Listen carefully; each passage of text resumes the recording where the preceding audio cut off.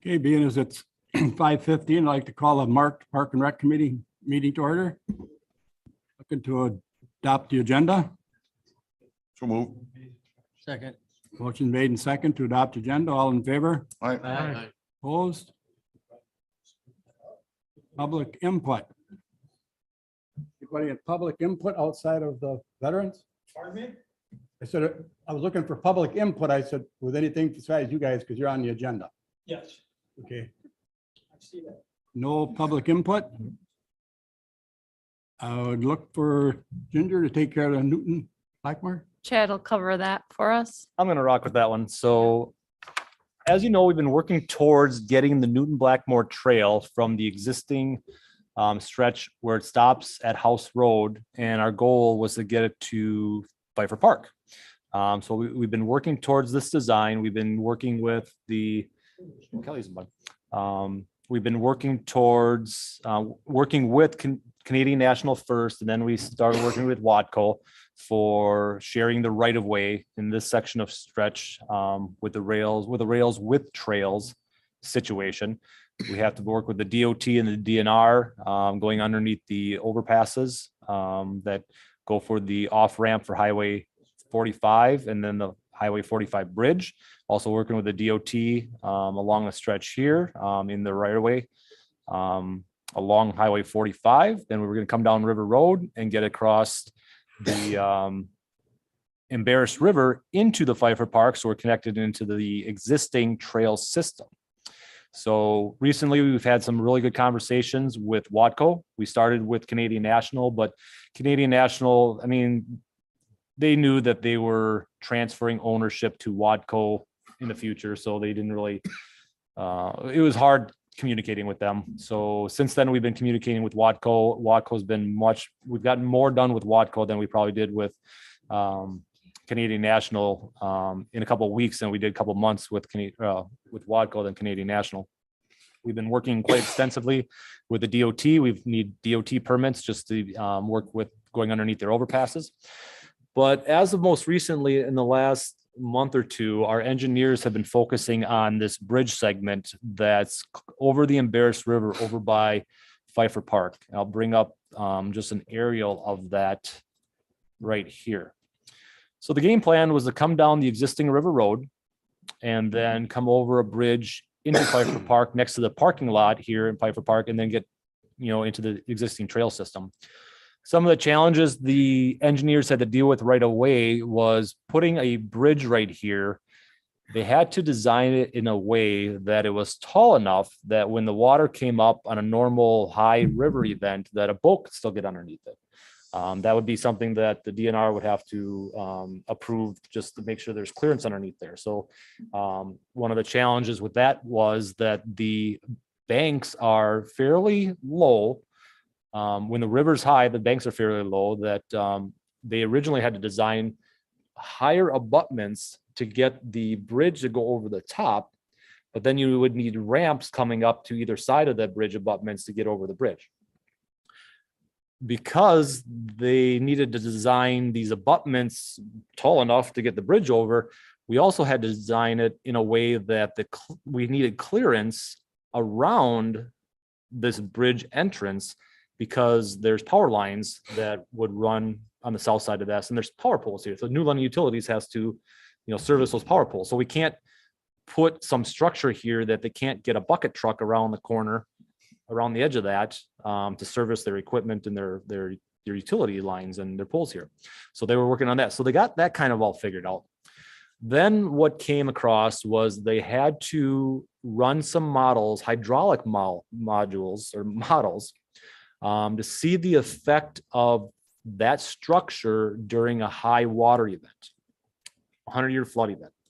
So as you can see, the river channel meanders, through this area right here.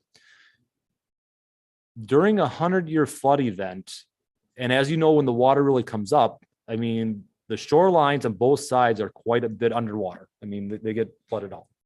So that when that river 100-year flood event happens, that river water actually cuts across here and then comes to this point and then wraps around the river. So you'll see quite a bit of that water just shedding through this area right here.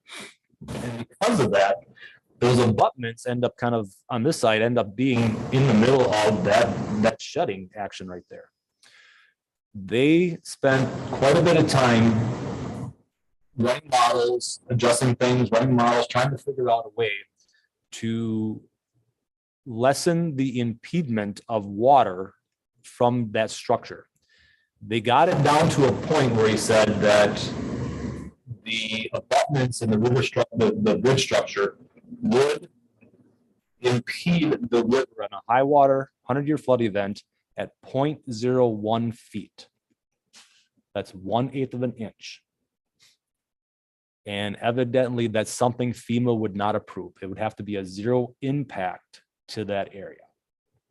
So the abutments in the bridge here, they tried to modify it, engineer it, do a bunch of different things. At this point, they couldn't figure out how to get a bridge here. And I looked at them, I'm like, so you're telling me right now you can't design a bridge in this location that FEMA and the DNR would approve?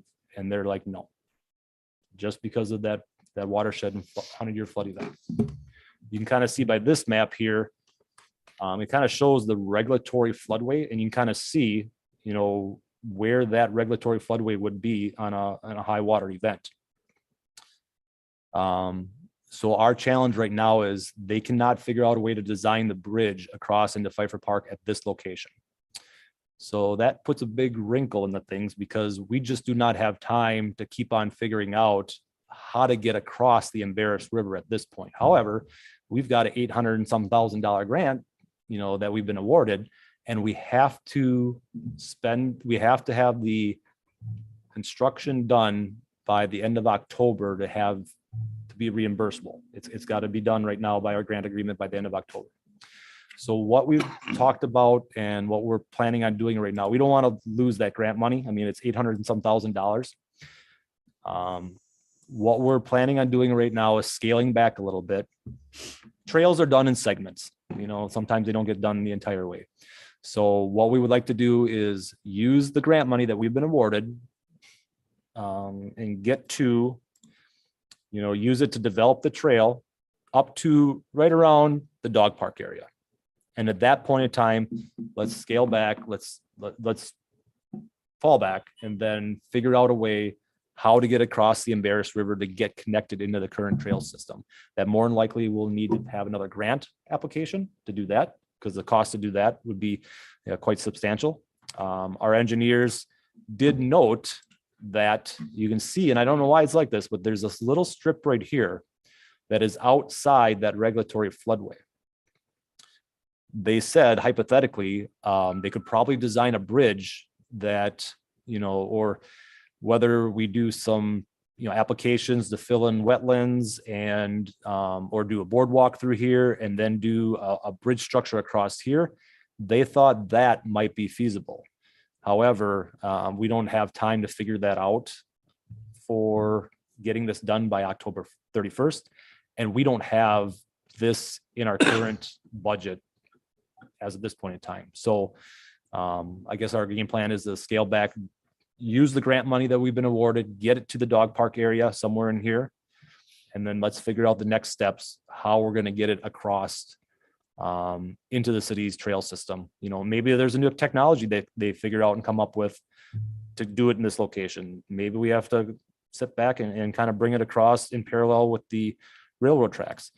Maybe it's something that we've got to do something up here, you know, on the northern end, to be determined yet, but we just don't have the time or the money as of this point to do something like this. So what we want to do is use the grant money, at least get it to the dog park area. It's a segment. It's a big segment. That's a big challenge for us. That was just getting it over Highway S, Highway 54, getting it closer to the city system, and then figure out phase 2 from there. They're saying that the water runs across River Road before where the old railroad or where the old stone bridge used to be. They're saying that During a 100-year flood. in a 100-year flood event. So a 100-year flood event is higher than what we've seen recently. you know. I don't ever remember water running. I haven't been here 100 years, but I've been here during the 100-year flood. And I've never seen water run across that road. Have you, Dennis? No. I don't think there's anybody around here that's ever seen it run across that road. There used to be a bridge there. St. John Street Bridge at one time was the only way to get into New London. 54 was underwater. And the only way you could get into New London was to go across St. John Street Bridge. That's why I said, I don't know how they can say that was floodplain. Boy, Yep, they had their hydraulic people look at it, and you can kind of see by the map, this area is considered regulatory floodway. You know, that's, They couldn't do the bridge right there at St. John's where it was. we looked at that. It The was problem is, Last there in 1974. the problem is it would have to exit into the road. There's not enough room to get a pedestrian around the corner. It would have to be exiting into the roadway. And I don't know if it's not feasible to do it here, I don't know if it's feasible to do it here either. They had to spend a lot of engineering and hydraulic modeling to figure out that it wasn't gonna work here. that's amazing. I mean, that they're saying that, because like I said, I lived down there on Wapaka Street when the whole park flooded, when the whole Pfeiffer Park flooded. It never went across that road. I don't know. I guess if they got the facts, they got the facts, but. I mean, there's a vertical level, you know, of what the 100-year flood is, and Yeah, well, you gotta go by what they tell you then, yeah. Yep. Anybody else got anything on that? So I was just kind of curious, I know we had 150,000 in the budget or something like that. it was for over this 200,000 on our side. project. Okay, you know. so, will that grant reimburse us what we put in? We budgeted over $200,000 in our last bonding because the overall project was gonna be over $1 million. So the grant was gonna be 800 some thousand, and our portion to get up to the full project was gonna be, you know, another 200 some thousand for that $1 million mark. We more than likely won't have to touch our bonding money of 200 some thousand dollars now because Since I'm, we're under budget, you know, we'll not have to spend that. as of this point in time. So We got enough grant money to cover the project. to get to this area, yes, they're still crunching the numbers now, to what it would, you know, but I don't foresee us tapping much, if any, into that 200 some $1,000 bonding money. I think the grant money will get us somewhere in here. One of the contractors I spoke to this week said that construction materials like that, if you're gonna be doing any kind of trail system, now's the time to do it, because that supply is so cheap right now for like any kind of base level, and things like that, so I think that'll be a good time. Parking, you got the dog park there. Right. We got parking so people can load and unload other stuff there, so I think that's a good. Yeah, Good. it'll We're be gonna end worth up- it. Yeah, Yeah. Yeah, that's another segment. So the engineers are reworking how far the grant money would get us to. And I'll bring back, I don't have, you know, how far that's gonna get us. I mean, if the grant money gets us to here and we want to get to here, then maybe we would have to kick him, but I'll wait until I hear back from the engineers to say, okay, the grant money will get us to what point that they feel would be at this point in time, and then we'll revisit, but that's Disappointing, but- unfortunately where we're at, so. Like I Anybody said, else? trails are done in segments, and this is just one closer segment that this is closer than what we've been in the last 15 years since I've been here, so. anybody else got anything else on it? I'll just take the railroad bridge across. Yeah. Railroad. But you can't do that. Yeah. Just don't They do that. abandoned the railroad tracks. It's not safe. Now, to Tim's point, we have put money in the engineering, so that's been out of our pocket up front. You know, so we have spent money, we had to do this. I mean, that's part of the engineering part, but we don't want to lose that 800 some $1,000 grant. I mean, why? So I throw that the away. grant wouldn't reimburse us for the engineering. No, That it was does fine. not. It has to be for construction. Okay, Ginger, you want to take care of the Washington Center? Yep. So in your packet, you found that we have a contract agreement with the county, Wapaka County for the meal site. We do this every year. Nothing's really changed. I just wanted to update you on the facility since they have went through some management changes and things have really changed with COVID, but they are back to serving congregate meals, which is great. So this, I just wanted to bring this to your attention. I believe that the mayor has signed this in the past, so I'll have him sign it when we're done here and go from there. I We're don't, looking for a motion to Yep. approve the, I'll move to approve that agreement. motion made and second to approve the Washington Center contract. Any discussion? It will go to council then too. Yep. Yeah. All in favor? All right. I- Opposed? Motion carried. Veterans, which one wants to do the talking? Mr. Yeager?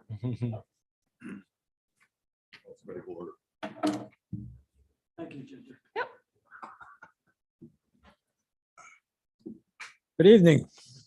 Evening. I think most of you know me. Some of you don't. I'm not familiar with you. I've been a member of the American Legion family here and the Amveds family in New London for 20 plus years. And I am the current chairman of the Veterans Memorial here in town. And the two people that are back here is Jim Masonnet. He was our first chairman. And it's his wife Sandy. And Sandy was one of the ones that got an award for part of that memorial that's out there. Okay. That was basically her idea, and that's the eagle that's up there. Okay. We started this memorial, and I'm going to drill down for about 5 minutes here. We started this memorial at a meeting right here in this room on December 14th of 2014. Okay. By the next month, when it came around to come back to this room again, we had established an organization. We had elected officers, which Jim was the chairman, and I'm now the current chairman. So that's been 7 years plus a few months now, okay? Most of the people that were in this room at that time didn't think we'd ever do anything with it. Okay, so where are we today? Today, we have 1,000 names on those walls, okay? And that generated $150,000 of income, but the majority of that went to Matheson's Monuments out here to be able to get the walls. If you don't know, those black granite walls and the bases for them were shipped here in 2 big blocks from Africa. Africa is the only place you can get black granite. Okay, they were sent down to a people that worked with the walls down in Georgia, and they cut them into the pieces of designs. Then they went over to Matheson's and they put the grids on all the walls so we could get names on them. Like I said, right now there's 1,000 names on it. So we're kind of proud, okay? And there's been a few setbacks. Some of it happened right in this room. And one, of course, would have been our wonderful garbage collection site right next to it there. Which, by the way, we did have a little protest about that. And we had a referendum signed by over 1,300 people in this community. And of course, it was totally ignored, and then you're just marched on with the project. Any questions about that? Okay, so where are we today? Now it's 7+ years later. Back about 1.5 years ago, or that, we had a discussion of what would happen when the memorial is completed, and we got an agreement with the city that it would be turned over to the city, okay? And at that point, we would dissolve our foundation. And by the way, I'd like to thank Mr. Bob Bisok, because he was the one that initially got us our 501(c)(3). Thank you, Bob. You're welcome. You guys did a great job. Huh? You guys did a great job on it. Yeah, it was a lot of challenges, a lot of work. Just so you know, we had a budget of, we estimated a budget of $250,000 to complete that project. Like I said, 150,000 came from just for the money people put their names on the wall. And the rest of it we raised as an organization. And I'm proud to say that about 95% of the money we raised in an organization for this came from the New London or New London area. So we had great support from the community, no question about that. So we are planning right now to turn that over to the city this summer. Okay, that's the plan. And we will back off of it. But part of it is that the agreement we made with the community here is that we would have an annual meeting just to talk about what you're planning to do with any funds that come in. And so with the veterans would still like to have a say on that. And that was part of our agreement also. So now we've completed it. Now we put up these murals that New London Art League just did a fantastic job on them. Okay. And we do have some funds left, and I'll be very honest, we paid for all the supplies from the Art League, and we gave them also a $10,000 donation. Okay. Local community, we tried to spend everything that we put into that memorial locally here, as much as we possibly could, except for the granite and the bricks we put in. So now that's our plan, what to do. We have one project we want to finish yet. You know, there's a picnic table or 2 picnic tables in the park out there on a cement base that's kind of cracked up. So we're going to put a shelter on it. It'll look similar to that, okay, except it'll only have 3 posts on each side. It's going to be a 10 by 16 cement slab. And it'll put down the 2 picnic tables that are in there right now. They'll fit in there just right. The one addition to it is to make it ADA approved, we got to put a sidewalk next to it to match up to the city street sidewalk, okay? That'll be included with it. And it will look very much like that. It's going to have a aluminum ceiling in it, so the birds can't get down there and poop on our tables. And it will try to match as close as we can to the shelter that was put up by the bakery out there. Okay. We have gotten bids on it. As soon as I get the permit here, well, I've already told Peters Construction here from New London that they're going to do it. And so I've had, just so everybody knows, that most of the design for this structure was done by the current building inspector, Dave Vincent. So it, he did a nice job on it. So we're going to start that as soon as we can dig some holes. And I expect it will, take less than a couple of weeks to do it. And so that's the last project we have set for it. Okay. Now, that on the waterfront building, we, put murals on, we've done some landscaping in there that matches the landscaping over on the other side of the park. So that looks good. So now, when we have our monthly meetings or meetings over at the Legion Hall, I usually drive down the street. But guess when our meetings are over? It's dark out. Okay. And you know something, you can drive down that street and you can't see the murals at all. And so I talked to our foundation, and they says, who thought of that? And I says, well, this is one of my original thoughts. Okay. And I think it needs to lift. Initially, I know that the city is trying to eventually do something with the streets down there. I guess that's scheduled for 2024. Yep. And they're planning on putting some better lighting on the street.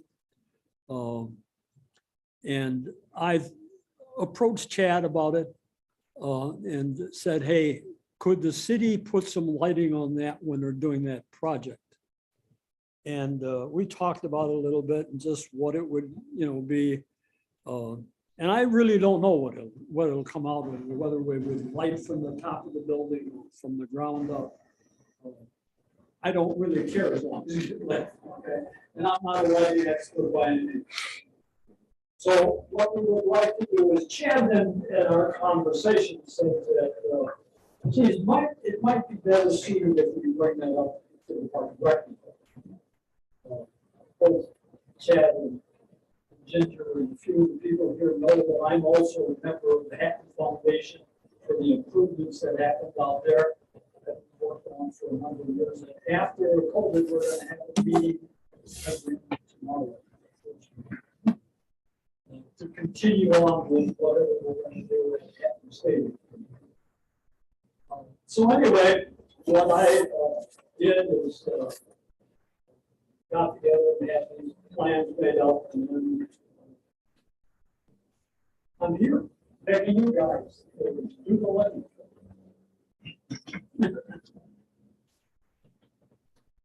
So we haven't put any thought into design of lighting or how it would be done like that. I think more so it would be if the committee wants us to pursue looking at the lighting and then paying for the lighting. I don't know if Ginger, if you looked into lighting options yet. I'm meeting with BNH Lighting, tomorrow Thursday morning. We're just gonna go down there and I'm gonna say exactly what you said about you don't care where it's coming from as long as it's being lit. Yeah. Just so that he can give us a brief idea of Yeah. what possibly. What they time are you could gonna do that? I was gonna invite you. Okay, Yeah, yeah, I think it's at 10:30.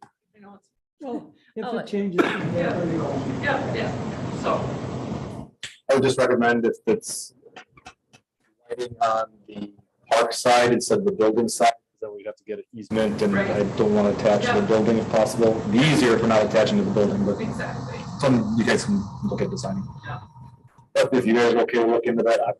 We don't know what costs are going to be Right. yet, something like that. We think that the Memorial down there is the best thing that's happened on that street in my 25 years, 40 years experience. And I think the lighting would just really enhance that. Great.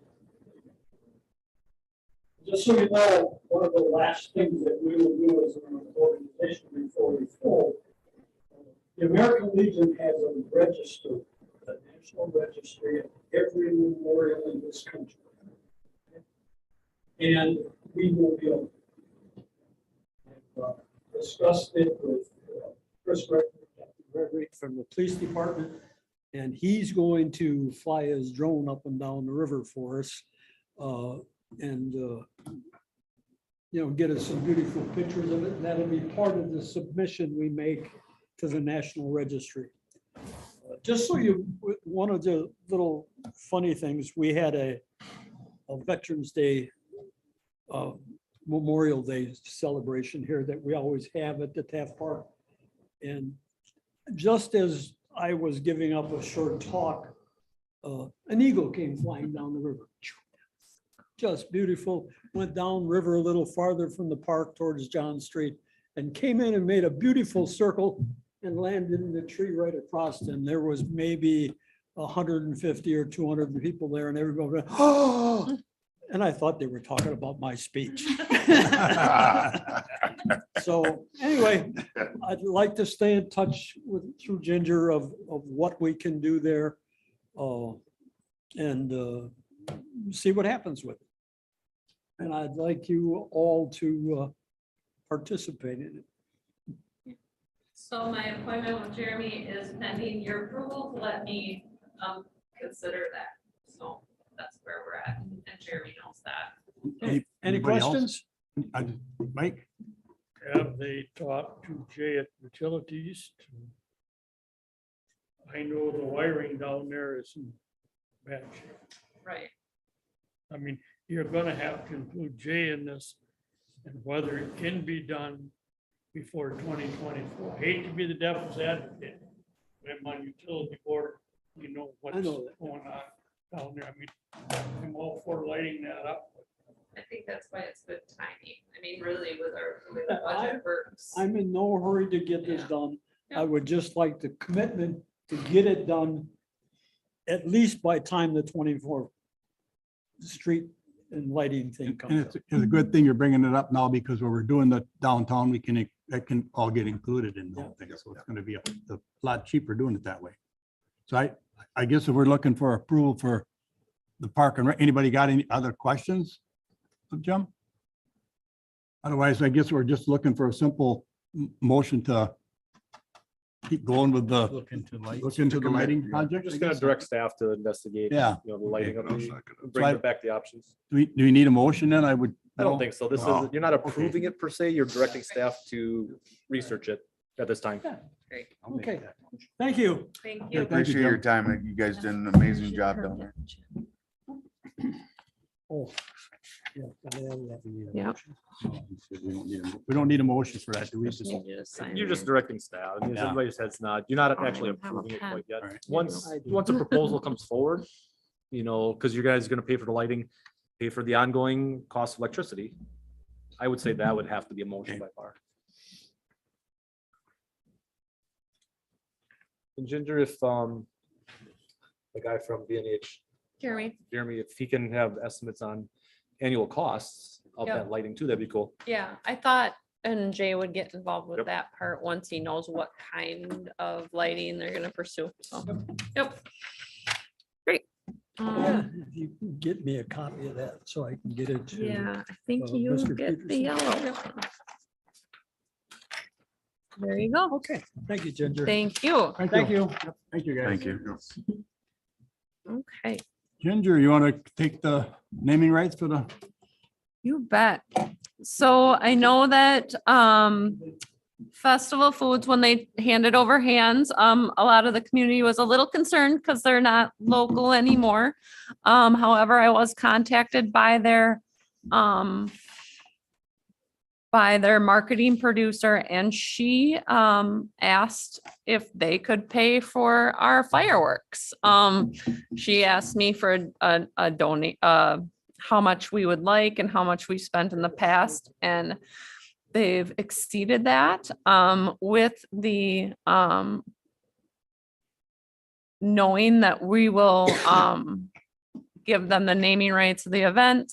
They can shamelessly advertise Festival Foods in any way with the fireworks department or with the fireworks, sorry. And so I guess I'm just looking for approval to accept a donation of $15,000 cash sponsorship towards the fireworks. And then Festival Foods will receive those naming rights of our fireworks. This saves us $6,000 and a lot of work and soliciting donations and yeah. Anybody got any questions? Can you just read off the exact requirements that they asked Yep. for? Yeah, the yep. agreement? So Festival Foods will provide $15,000 cash sponsorship towards fireworks. And then Festival Foods will receive naming rights of the event, any banners, posters, and advertising of the event, as well as PA announcements throughout the evening during the events. They also included some marketing pieces that we'll use on our end as well. Are there any other communities that you know of that somebody sponsors of fireworks like that and gets? naming rights Yeah. for 'em? Well, they do it for a lot of them. So 25 other communities have a Festival Foods Okay. fireworks. So the closest would be Appleton. it kind of looks like a no-brainer to me. Yeah, yep, absolutely. It's a big, Mark Scogan is the president and CEO, and he's very patriotic and very, has a long history of supporting the 4th of July. We need a motion then I to, would accept that. Yep. any other discussion on it? I move we accept it. The donation for festival. Yeah, I'd look for the motion to, we accept the donation for naming rights for the fireworks in the London for Festival Food. Just made it. And I'll second it. Second. Motion made and seconded. All in favor? Aye. Opposed? Director's report. All right, I'll just briefly go through what I have in my report that you have in your packet already. came back, Morgan Gorgas, Jim Thorpe, and Lori Schneider and I went to the Wisconsin Parks and Recreation Conference last week. It was great to see Morgan and Jim and Lori's excitement in new programming, and I've been going to the conference for 19 years. It was their first year for all of them. So it always refreshes me, but to see them come back so excited, and Jim had like 4 POs for me to sign that I had to back him off of just because he was so excited about it. But it was great. And we all appreciate the opportunity to do that. Chief Schleter and I have been working with several different, actually, I just have the Shamrock Club in here, but several different special events right now we're gearing up for the New Dublin events. The program guide is what everybody's working on in the recreation department. It will be the first for most of them. So I've been spending a lot of time with them on spring and summer programming. Next week, I'm meeting with the Youth Ball Diamond users directly before the council meeting. So we'll be having that conversation with them again this year. I'm also bringing up the conversation about animals at special events policy, just to document their opinions. April Kapitsky had a brief conversation about that. And she would like me to look into that a little bit more just to see what other special events deal with when working with that policy. So just a conversation. And then I guess just the last 2 things that I want to comment on are that the Parks and Recreation Department was nominated by the chamber. I don't know who they were nominated by, but we were nominated for a Quality of Life Award for the banquet. So I want to commend the whole department for that. That's a great honor just to be nominated with those groups. And then I was also nominated for a service award group through the chamber. So and then last but not least, Jill and I have started the process for the internal posting for the administrative assistant position. That will close on March 11th. So we'll be working on filling that. With that being said, this is Michelle's last meeting with the Parks and Recreation Committee. So I just want to take the time to thank her for all the hard work that she's did and wish you well with your future. Yeah. And that's all I have for tonight. Are you gonna look at anything for the park wall? For the, for the Hatton Wall, we can get started on that project. Yep. Okay, so maybe for next meeting. Sure. put something up on Yep. that. Yeah, there's quite a few different capital projects that we're working on internally, but yeah, that one can come up for an update. Anybody got anything else? Your agenda items, I guess that's about. But I can, The next month, we need to look at Oh, yeah, date. date. Look at the date. Because it Yeah. falls on the Oh, yeah. election day. Elections on the 5th, so we got Board of Public Works on the 4th. And we're having that ATV conversation, so I don't know if we want to have it that. No, we don't night, wanna do or that. Probably, We want to piggyback with finance, Who? with the finance on Wednesday. on Wednesday. on Either- the 6th. There, I guess, Dave, you guys be willing to start like 4:30? Otherwise, we're gonna get, Yeah, Right, we're 8 o'clock. gonna need to start earlier. yeah, if that would work out with everybody, we would start right after the finance on the 6th. Sure, we can look at the agenda and if there, yeah, I mean, hypothetically, if there's really nothing Right. that's pressing, you could Mhm. look at, Yeah. postponing a month. but Yeah. if Need to, yeah. and we I can still send you an update like I did for the December meeting with, the wall and what I find out with the lighting and things like that. Right. Yep, So hypothetically, maybe next month we'll start early with finance and personnel. Piggyback with Parks and Rec, or if Parks and Rec doesn't need to meet, then we'll just normally run it as is. Does that work for everybody? Keep an eye on your agendas and we'll let you know. yeah, Anything else? not for me. Look for a motion to adjourn? I'll make that motion. Motion made and second to adjourn. All in favor? All right. Aye. Adjourn. Thanks, Kelly.